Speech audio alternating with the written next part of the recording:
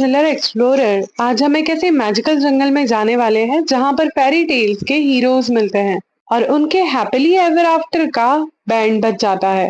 Imagine करो अगर Cinderella, Jack, रपुंज़ेल और रेड राइडिंग हुड एक ही कहानी में मिले, एक ही जंगल में, और सब कुछ उल्टा पुल्टा हो जाए। But wait, this ain't the cute bed time story. यहाँ पर ड्रीम्स और भी ज्यादा डेंजरस है और हर विश का प्राइज होता है। सो बकल अप, क्योंकि जो ट्विस्ट आखिरी में आने वाला है वो लिटरली पूरे जंगल को हिला कर रख देता है। तो एंड तक हमारे साथ बने रहिएगा, और अगर आप इस चैनल पर नए हैं तो please do like, share and subscribe to the channel, जिससे आप आने वाली स्टोरीज मिस ना करें। तो बिना टाइम वेस्ट किए चलिए शुरू करते हैं। मूवी की स्टार्टिंग में एक बेकर और उसकी बीवी को दिखाया जाता है जो अपनी बेकरी चला रहे होते हैं। उनके पास में अभी तक कोई बेबी नहीं होता, जिसकी वजह से दोनों बहुत ज्यादा परेशान होते हैं। फिर एक रात उनके घर में एक चुड़ैल आती है और बेकर उससे कहता है कि क्या तुम यहाँ पर खाने के लिए आई हो, लेकिन मेरे पास तो खाने के लिए कुछ है ही नहीं। तभी चुड़ैल बोलती है कि मैं खाने के लिए यहाँ पर नहीं आई, बल्कि तुम्हें कुछ बताने आई हूँ। बहुत साल पहले जब तुम बहुत छोटे थे, तुम्हारी मॉम को बेबी होने वाला था, यानी तुम्हारा कोई भाई या बहन, और उनका दिल बहुत सारी फ्रेश वेजिटेबल्स खाने का करता था। फिर एक रात को तुम्हारे पापा मेरे बगीचे से सब्जियां चुराने आए, और अगर मैं चाहती तो अपने जादू से उन्हें मूर्तियों में कन्वर्ट कर देती या फिर किसी और चीज में बना देती, लेकिन मैंने ऐसा नहीं किया। मैंने सिर्फ तुम्हारे पापा को इतना ही कहा कि जब भी तुम्हारा कोई बेबी होगा तो उसको मैं रख लूंगी। ये सुनकर तुम्हारे पापा वहां से भागने लगे, लेकिन जाते जाते वो मेरे बाग से जादुई बीज ले गए जो मेरी माँ ने मुझे दिए थे, और कहा था कि इन बीजों का ख्याल रखना, अगर ये गुम हुए तो तुम्हें सजा मिलेगी। फिर जैसे ही तुम्हारे पापा बीजों को लेकर दीवार पर चढ़े, आसमान में बिजली चमकी, और जैसे ही मेरी माँ ने कहा था मुझे सजा मिली, यानी मैं बहुत ही भयानक रूप में चेंज हो गई, और आज भी मैं एक विच बनकर यहाँ वहाँ भटकती हूँ और बिल्कुल विच जैसी ही दिखाई देती हूँ। अब इस बात से मुझे बहुत ज्यादा गुस्सा आया और मैंने तुम्हारे पापा से बदला लेना चाहती थी, इसलिए जब तुम्हारी बहन हुई मैंने उसे चुरा लिया, और साथ ही उसे बददुआ भी दी कि कभी तुम्हारे घर में कोई भी बेबी ना हो, ताकि तुम्हारी नस्ल आगे ना बढ़े, और इसी वजह से तुम्हें भी कोई बेबी नहीं हो रहा। बेकर को पहले ये सारी बातों पर यकीन नहीं हुआ। वो चुड़ैल से पूछता है कि क्या मेरा कोई भाई है। इस पर वो कहती है कि नहीं, तुम्हारी बस एक बहन है, लेकिन अब वो मेरी है, उसके बारे में तुम्हें कुछ नहीं बता सकती। लेकिन हाँ, अगर तुम चाहो तो तुम्हारे परिवार को दी गई बद्दुआ खत्म हो सकती है, और अगर तुम चाहते हो ऐसा हो तो तुम्हें 3 दिन के अंदर मेरे लिए 4 चीजें लेकर आनी होगी, क्योंकि 3 दिन बाद आसमान में पूरा चांद दिखेगा, और वो फुल मून डे बहुत ज्यादा खास होता है क्योंकि वो 100 साल में एक बार आता है। अब वो सामान बताना शुरू करती है। इन चीजों में सबसे जो पहली चीज होती है वो एक गाय होती है जो बिल्कुल मिल्की वाइट हो, दूसरा एक कपड़ा जो खून जैसा लाल हो, और तीसरा एक बाल जो मक्खी के बालों की तरह गोल्डन हो, और फाइनली एक चौथी चीज जो एक शूज होता है जो सोने की तरह चमकदार हो। अब तुम जल्दी से जाओ जंगल में ताकि तुम्हें ये सारी चीजें मिल सके, विच कहती है। जाने से पहले बेकर की बीवी अपने पति को एक जैकेट पहनने के लिए देती है, लेकिन वो जैकेट को गिरा देता है, ये कहते हुए कि ये मेरे पापा की जैकेट है, मैं इसे नहीं पहनूंगा, उसी की वजह से ये सब कुछ हुआ है। तभी उसकी बीवी देखती है कि जैकेट की जेब से वही सारे सीड्स निकलकर बाहर गिर जाते हैं, जिन्हें देखकर वो समझ जाती है कि ये वही मैजिकल सीड्स है जो बेकर के पापा ने विच से चुराए थे। फिर हम एक लड़की सिंड्रेला को देखते हैं जो अपनी सौतेली माँ और बहनों के साथ रहती है। सारा काम सिंड्रेला से ही करवाया जाता था। एक दिन उसके सौतेली मॉम और बहनें राजा के यहाँ पर एक पार्टी में जाती हैं। तभी सिंड्रेला कहती है कि मैं भी आपके साथ चलूंगी, जिस पर वो लोग उसका मजाक उड़ाती हैं और कहती हैं कि तुम इस हुलिये में जाओगी वहां पर, अपने कपड़े देखो, अपने जूते देखो, सब मजाक बनाते हैं तुम पे। फिर उसकी माँ जानबूझ के वहां पर दाल बिखेर देती है और कहती है कि इसे उठाओ, पहले अपना काम करो, फिर वहां पर आ जाना। उसके जाने के बाद में सिंड्रेला अपनी मॉम के कब्र पर जाती है जो जंगल में थी।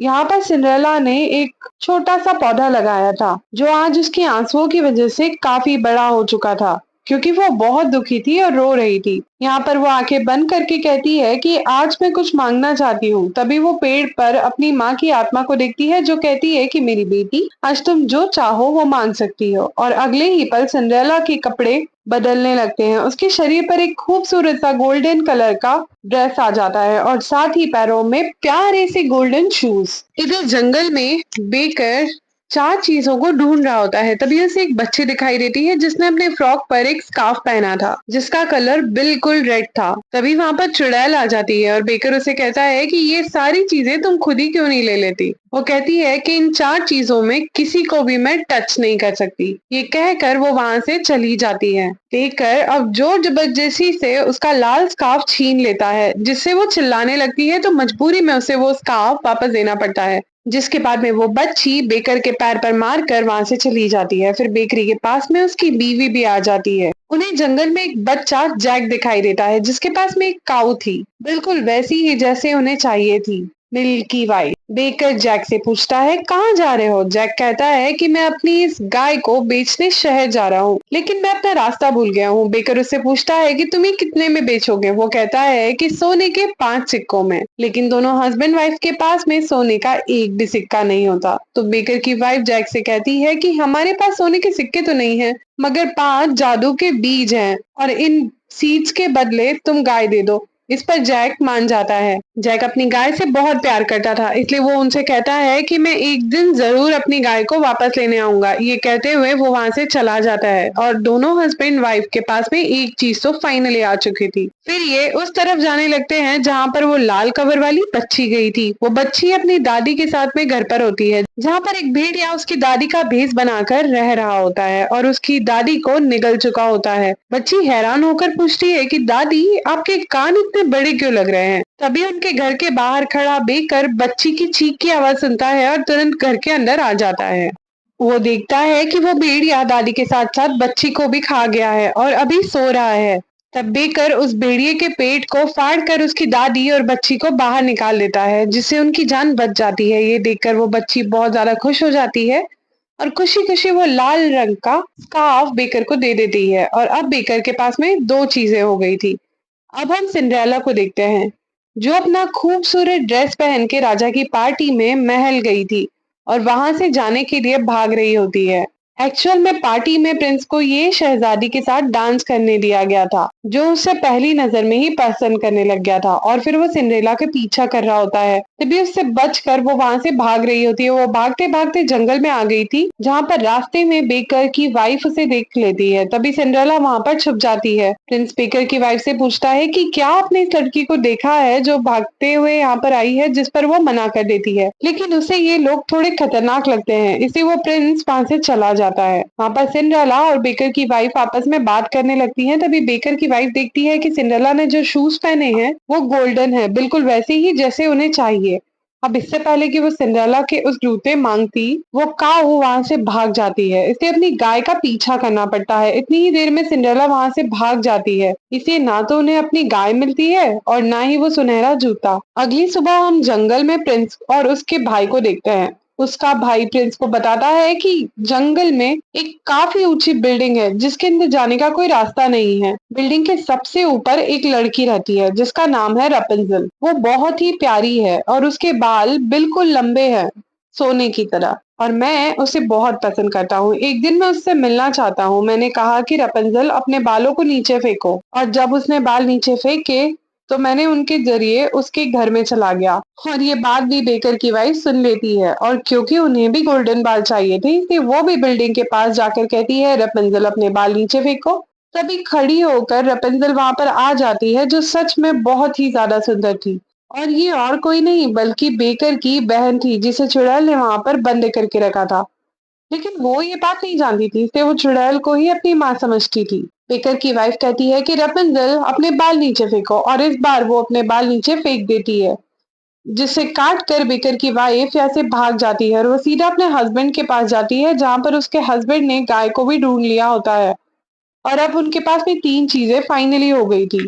फिर हम अब उसी बच्चे जैक को देखते हैं, जो अपनी गाय जो अपने घर पहुंच गया था और अब उसकी मॉम को ये पता चलता है कि वो अपनी गाय सिर्फ 5 बीजों के बदले बेच आया है, तो वो उस पर काफी गुस्सा करती है।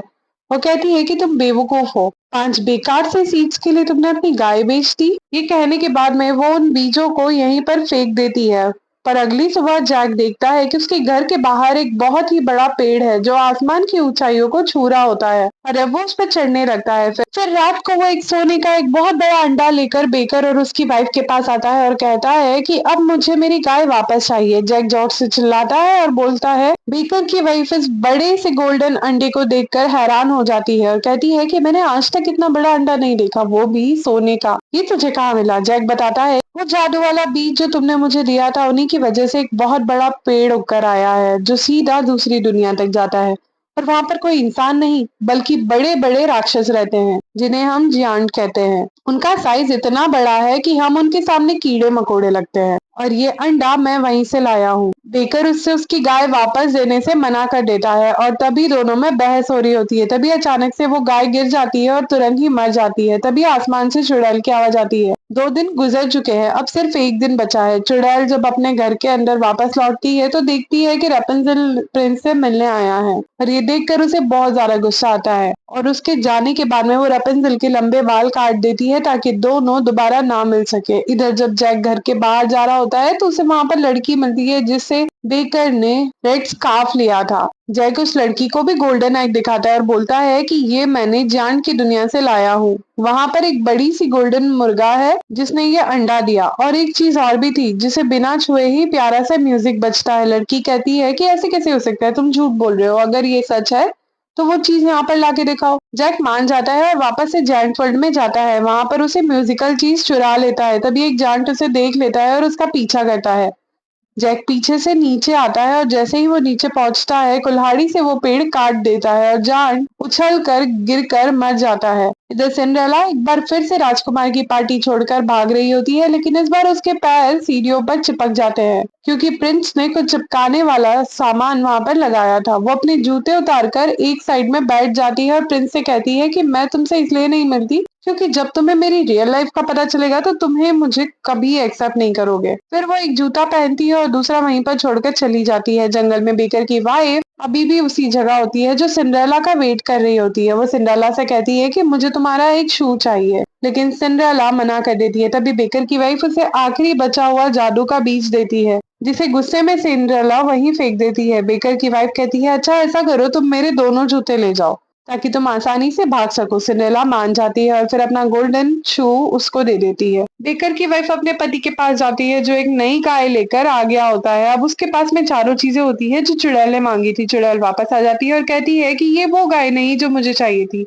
बेकर कहता है कि जो गाय तुम्हें चाहिए थी वो मर चुकी है। चुड़ैल बोलती है कोई बात नहीं, मैं उसे जिंदा कर लूंगी। अब वो लोग वहां पर जाते हैं जहां पर गाय को दफनाया गया था। जैक भी वहां पर होता है क्योंकि वो गाय उसकी थी। चुड़ैल जादू से गाय को वापस जिंदा कर देती है। अब एक एक करके गाय को वो तीनों चीजें खिलाई जाती है, लेकिन गाय दूध नहीं देती जो दूध चाहिए था श्राप तोड़ने के लिए। चुड़ैल कहती है कि ये जो चीजें तुम लाए हो उसमें जरूर कुछ गड़बड़ है। फिर सब बताने लगते हैं कि कौन सी चीज कहाँ से आई है। वो सुनती है कि गोल्डन बाल रैपुंज़ेल के थे तो वो कहती है कि मैंने उसके बालों को छुआ था, इससे वो जादू काम नहीं किया। जैक के पास में एक कॉर्न हस्क होता है जिसमें से वो गोल्डन स्ट्रैंड्स होते हैं।